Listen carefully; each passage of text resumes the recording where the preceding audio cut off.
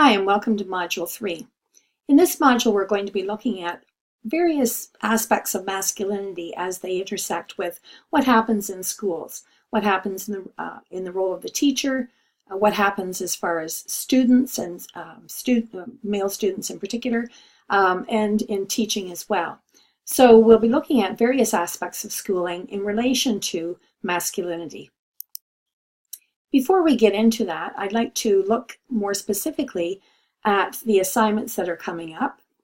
So we have the first assignment, other than the forums, of course, but the first assignment, which is the reflection thread analysis, and this is actually related to the forum. So in the forum, as you know, you talk about the reading that you've been assigned, and then that prompts a discussion between you and your colleagues in your forum group. In the reflection thread analysis, you're going to revisit one of your threads, either from Module 1 or Module 2, and sort of think through the process that occurred. So you'll look at where you started in terms of your understanding of particular issues, how the discussion progressed, and where you ended up in your understanding or thinking about that particular issue in relation to the forum thread that you're analyzing. You'll be able to draw on the literature across that, the various readings that come out of whichever module you choose, and analyze your thinking around that issue more deeply. So it's really an opportunity to kind of revisit what we go through so quickly, really, in this course especially, where we only have a week to do our readings, to put something in the forum and then respond. So this gives you an opportunity to think about it more deeply. In assignment 2, which will come up in module 4, we're going to be doing an artifact video assignment that has really 2 parts. And the first is to produce the video, and the second is to respond to the video in the forum, which will happen in module 5. But for the time being, we'll just talk about the producing the video. So basically, I hope that you're already looking around your school or your workplace and thinking about how gender relations are reflected in the various kinds of things that happen in your work setting. And there may be something that demonstrates that particular kind of gendered relationship. So there have been all kinds of things that people have used. For example, one used her actual list of students, her attendance list. She was in special education, and what she did then was do an analysis of the gendered composition of her classroom and why it might be the case.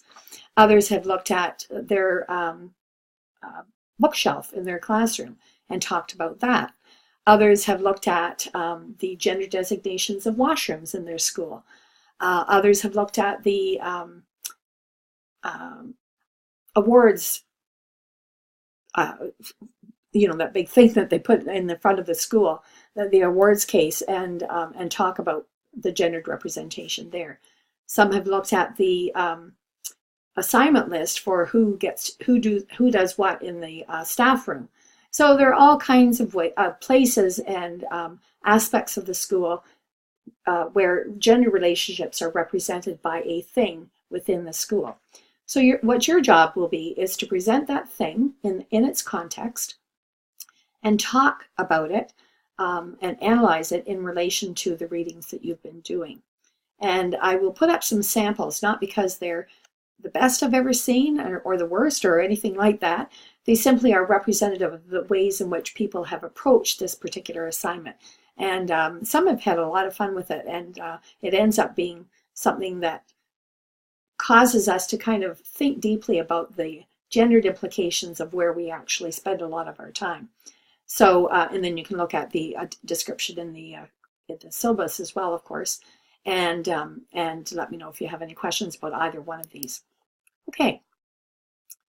Recently, a colleague and I completed a book on the role of feminism in Canadian education since the Royal Commission in 1970, and I've already talked about that, I believe, in Module 1. The Royal Commission came out of the second wave, so-called second wave women's movement, and in its findings, it made particular note of the devastating role of stereotypes on young people. For example, the Dick and Jane series, which I actually used when I was a kid, and I use still when I began teaching. It was a reader that was used for many years in the primary grades, and what it did was entrench stereotypes early in students' lives, and we can tell that from the picture here, and so many as you look through the books. Dislodging normative and sometimes destructive notions of gender has been a long and difficult journey, and it's certainly not over yet.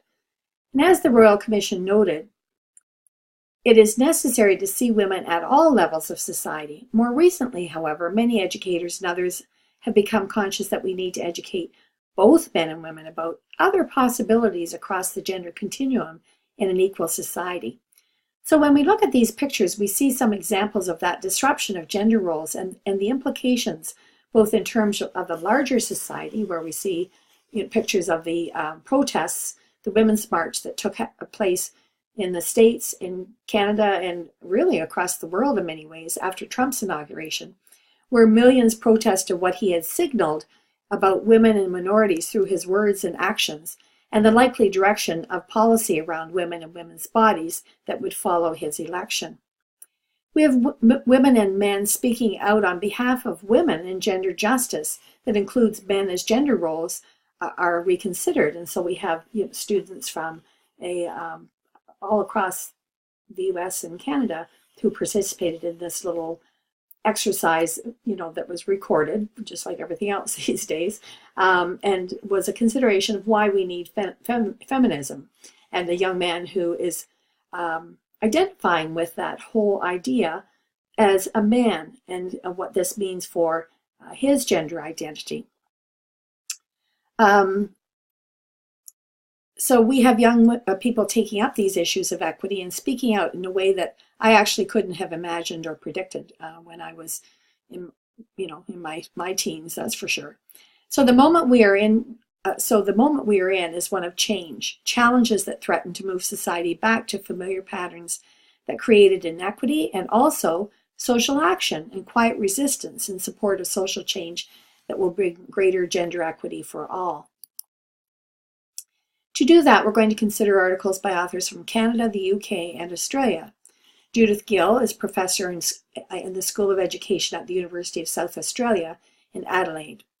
And Peter Arnold was a research assistant at the same university and worked with her on this project that's represented in this paper.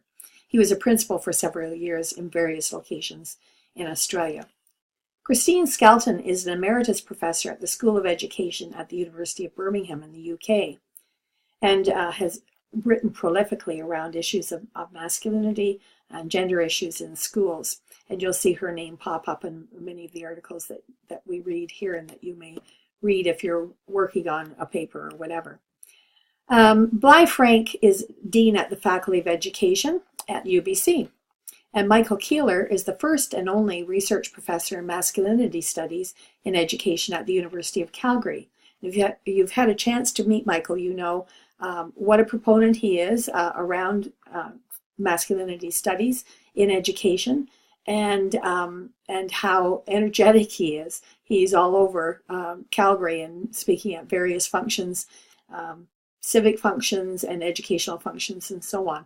And his work has been taken up quite broadly, particularly in Alberta, but really in the UK as well. And Trudy Lovell is a part, and Kevin Davison, they're a part of that team as well. But I couldn't find much information other than that they were at Mount St. Vincent when this article was written, and it's not clear where they are now. So I don't have that information. Last, we have Bob Lingard, who's another name that you'll see quite often, and Wayne Martino, another important scholar, and Martin Mills in the field of masculinity and education. Bob Lingard is at the School of Education at the University of Queensland. Wayne Martino is originally Australian and is now at Western in Ontario. And Martin Mills, also at the School of Education at the University of Queensland. So Aussies are well represented in this particular field of study. Each one has focused a lifetime of work on various gender issues in educational contexts. Many years ago, sociologist Max Weber talked about the iron cage to describe the ways in which an increasingly rationalized society was dominated by technical, rational interactions in workplaces and social institutions that were less and less about human values. The result was a break in meaningful relationships and the steady rise of bureaucracies and the acquiring of things that was encouraged by capitalism. Perhaps this explains the increasing reliance on stereotypes, particularly in a world that seems fraught with danger and fear of change, rather than relationships to understand one another. And so we see this definition of stereotypes that has been taken out of a dictionary, I can't remember which one, that talks about stereotypes as a widely held but fixed and oversimplified image or idea of a person or thing. So this oversimplification is perhaps understandable in the kind of age in which we live that seems increasingly complex and fear-inspiring in many ways too. So just to review our previous discussion about stereotypes in Module 2, we have this dictionary definition that talks about gender stereotype, that refers to stereotypes, but we've talked about gender stereotypes. Gender stereotypes have become what sociologists refer to as a man box, or as Charles Glickman wrote, as the act like a man box, and we could say act like a real man box in light of some of what we've already talked about. Of course, there's an act like a woman box too. So we have the real men as handsome, real women as pretty, strong, fragile, stoic, emotive, rational, emotional, tough, caring, powerful, showing deference to that power, status and money, being dependent or contributing to status and the acquisition of status and money, good at sports, fit, sexually attractive, straight, and straight. So these boxes then, or these stereotypes, which are obviously oversimplified, nevertheless have significant power in shaping practices, policies, and popular discourse around schools and schooling. Michael Kimmel, a well-known scholar and popular writer on masculinities, tried a little experiment that was written up in the New York Times just recently. The letters are kind of small, so I'm going to read it to you. Michael Kimmel stood in front of a classroom in jeans and a blazer with a pen to a whiteboard. What does it mean, the 64-year-old sociology professor asked the group, most of them undergraduates, to be a good man? The students looked puzzled. Let's say it was said at your funeral. He was a good man, Dr. Kimmel explained. What does that mean to you? Caring, a male student in the front said. Putting others' needs before yours, another young man said. Honest, a third said. Dr. Kimmel listed each term under the heading, good man, then turned back to the group. Now, he said, tell me what it means to be a real man. This time the students reacted more quickly. Take charge. Be authoritative, said James, a sophomore. Take risks, said Amanda, a sociology graduate student. It means suppressing any kind of weakness, another offered. I think for me, being a real man meant to talk like a man, said a young man who'd grown up in Turkey. Walk like a man. Never cry. Dr. Kimmel had been taking notes. Now you're in the wheelhouse, he said excitedly. He pointed to the good man list on the left side of the board, then to the real man list he'd added to the right. Look at the disparity. I think American, and we could say Canadian, European, Australian, Indian, you name the country, men are confused about what it means to be a man. And we see this reflected in some of the articles that I'm going to be showing you that also reflect the readings that you're being assigned for this module. So we hear some of this confusion around current discussions about so-called failing boys and the various solutions that are offered, the most popular of which are more men in teaching, often with a preference for real men who are able to discipline. I think it was the Lingard article calls the naughty boys. And the boy-only classrooms where boys can escape the pressure of high-performing, and I'm putting air quotes here, girls, and be taught in a style that, air quotes, suits boys best. These norms, or these solutions, the authors of these papers argue, are essentialist and simplistic and have done little to shift gender norms or improve results for middle-class students from the dominant cultural group. So we have Michael Gove, who was the Minister of Education in the UK, a few years ago, talking about our schools need tough guys teaching teenage boys, not feminized men changing infants' nappies. So we have this dichotomy that's represented here between masculinity, ideal masculinity, and idealized femininity or womanness, and seeing a direct preference for real men, so to speak, in classrooms. And that boys need this, and part of that is prompted by a fear that boys are being feminized by schools that are statistically and culturally dominated, so to speak, by female teachers. And he represents a particular strain that saw feminism as kind of ruining society. So from a very particular point of view, he takes all of that and applies that to his understanding of what was going on in schools. And this was the result. And this is representative of discourse in many centers across Canada and elsewhere that talk about boys failing, and as he says, which is bad news for Britain. There's a whole discussion that is raised in the articles that you're going to be reading. I won't take the time to talk about many of the finer points there. But what we do know is that while there's no evidence to suggest that these solutions actually solve the problem, it remains dominant in public perceptions about how we should proceed. By homogenizing the category of boy, however, stereotypical masculinity is not challenged, nor are homophobic behaviors questioned, where boys just, throw out words like faggot and so on, or you're acting so queer, that sort of thing, in response to actions that are perceived to be effeminate.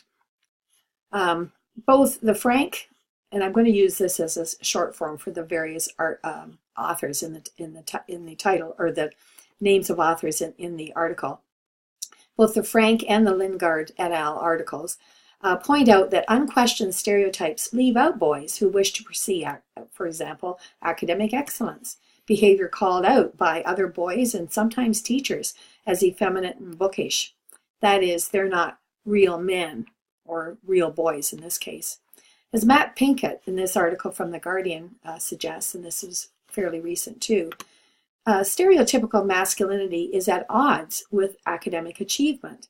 And he saw this both in a working class neighborhood, a school in a working class neighborhood, and in a much more prestigious school. The same kinds of things applied. So what he had attributed to lack of access to resources in the first school, he couldn't explain away in the second one. So as he looked at it, and as you'll find in the readings as well, there's this way in which they tend to be interact with one another in ways that are not helpful to boys in terms of academic achievement. If that's the case, and our reading suggests that it is, then this would explain why some boys do not achieve their academic potential unless they are provided with an opportunity to interpret masculinity more broadly. That is, as Lingard et al. Argue, if single-sex pedagogy organizes learning based on a belief in stereotypical masculine norms, then it perpetuates harmful patterns of interaction by not calling this connection between stereotypical masculinity and learning into question, and therefore doesn't offer boys the opportunity to explore broader forms of masculinity, or offer a space for those boys who already express their masculinity in non-traditional ways. Alternatively, teachers like Matt Pinkett and some of the teachers in the case studies in the Lingard article offer an alternative approach that challenges stereotypes and provides a broader repertoire of masculinities. And in doing so, they break the link between the real man kind of masculinity being at odds with academic achievement. Following on the public rhetoric about the feminization of schooling and dwindling numbers of male teachers to meet the need of boys who are not doing well, especially at the primary level, Skelton considers this issue and how we might critically examine the position of men who do go into teaching, particularly at the elementary school level. So first of all, she argues this is not a new issue. So she says, for example, that there's never been a golden age in which large numbers of men have been teachers, and that the fear of feminization, and this comes out of the Frank article actually, there's a fear of feminization and need to prove one's manliness has historical roots. For example, John Locke in 1693 decried the feminization of teaching of literature, for example, and maths and sciences and so on. The percentages have hovered around 80-20, 70-30, depending on the economy, for years and years and years, decades.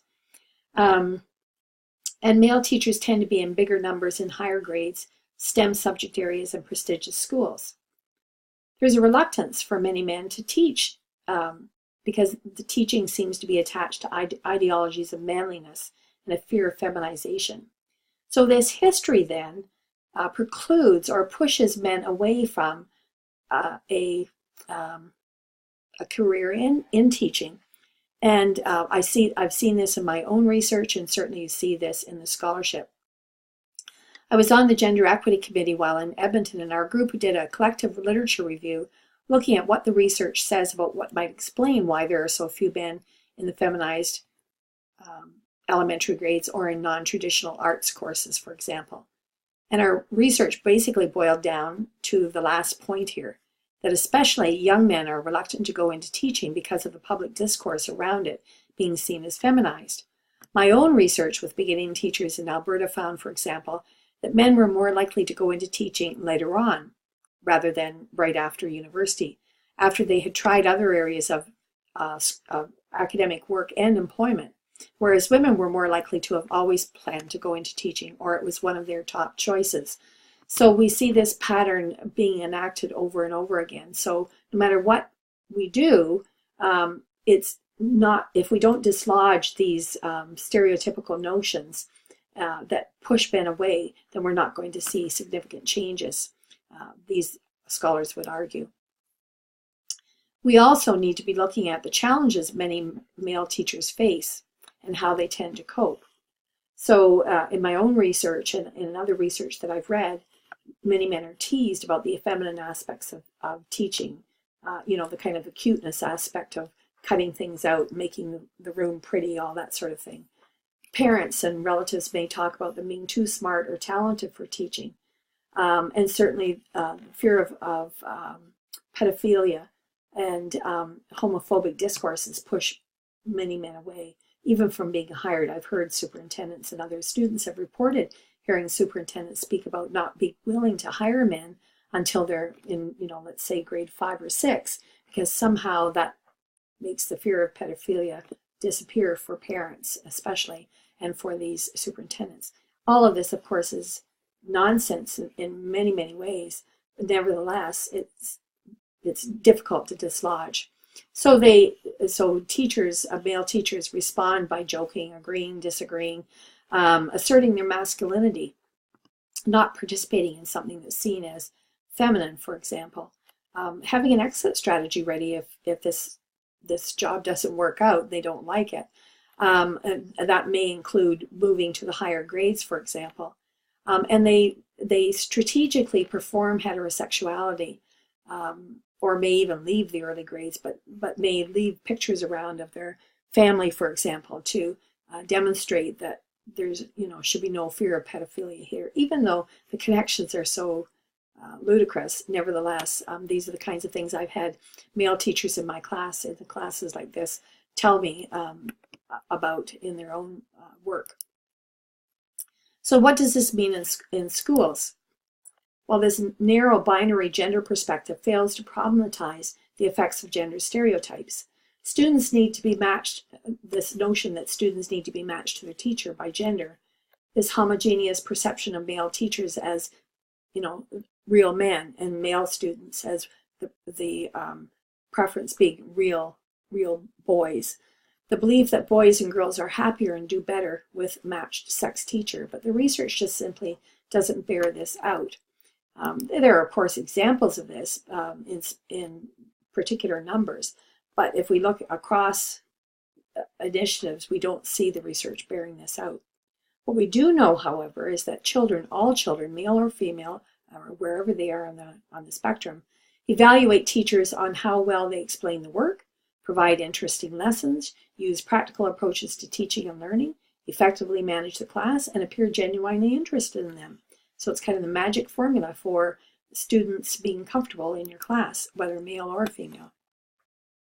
Gill and Arnold consider gender stereotypes and their effects on the ontology of the principalship. That is, what does it mean to be a principal? And so they talk about many of the things we've already talked about. And so I won't go over these points so much, except to say that historically, these norms have been reinforced in that women have been pushed out of leadership, for example, because they were paid less or they weren't paid more in positions of leadership. Women were forced to give up leadership and even teaching roles in schools when men returned from the war, and they were pushed out of leadership roles in small schools when schools were consolidated. They were also forced to quit altogether when they became visibly pregnant, and they may or may not have been able to return to teaching positions. And so all of these together historically pushed women away from leadership roles, and so because of their scarcity, these norms became ingrained. Second wave feminists, however, question this, as we've already talked about in the Royal Commission, but particularly with the managerialist turn in the 90s, where a principal's role became increasingly bureaucratic and informed by neoliberal reforms like measures of accountability, which increased paperwork exponentially, where schools became competitive with one another, and therefore you had to market your school, all of that sort of thing. Really increased pressure on principals to perform, despite the rhetoric of democratic and distributed leadership that they were expected to engage in as well. So we have, on one side, organizations pushing them in particular directions, while on the other side, preferred models of leadership were pushing them in another way. So this challenged the inevitable emotional encounters of this very dynamic environment that was created by this managerialist turn. So we see the emotional work of being a principal is made more complex for male principals because they are caught between the emotional demands of the job and gendered expectations. So we have parents that are unhappy about initiatives. We have, lots of student principal interaction, which actually is an enjoyable part of the job. Another example of political activism, lots of concerns being expressed by teachers when curriculum is changing constantly, that sort of thing. Kids with special kinds of needs and, having fewer resources to meet them. Meeting with parents to try to work through difficulties that their child is having. Being responsible for safety and security of students in an age, particularly in the States, for example, where those kinds of issues are a growing concern. And again, the paperwork burden. So these principals feel that they need to be, these male principals feel that they need to appear to be in control despite their inner feelings of uncertainty. They said things like, if I show too much emotion, I'm weak and unprofessional, but you've got to show people something of what you're feeling. Otherwise, the people think you don't care. Women, on the other hand, are often seen as the emotional laborers in the school and can be overwhelmed by this role, given the demands of the job. Further, they can be censured if they display too much emotion, so we have this gender tug-of-war here too. So here we see the effects of a shifting gender order and a resulting discomfort when work demands stand in contrast to what is expected of men. On the other hand, it also opens up opportunities to develop roles that are less constrained by gender norms for both leaders and the staff and the students that they lead. So I'm looking forward to your input on the forum as you consider some of these issues. And if you have any questions, please do let me know.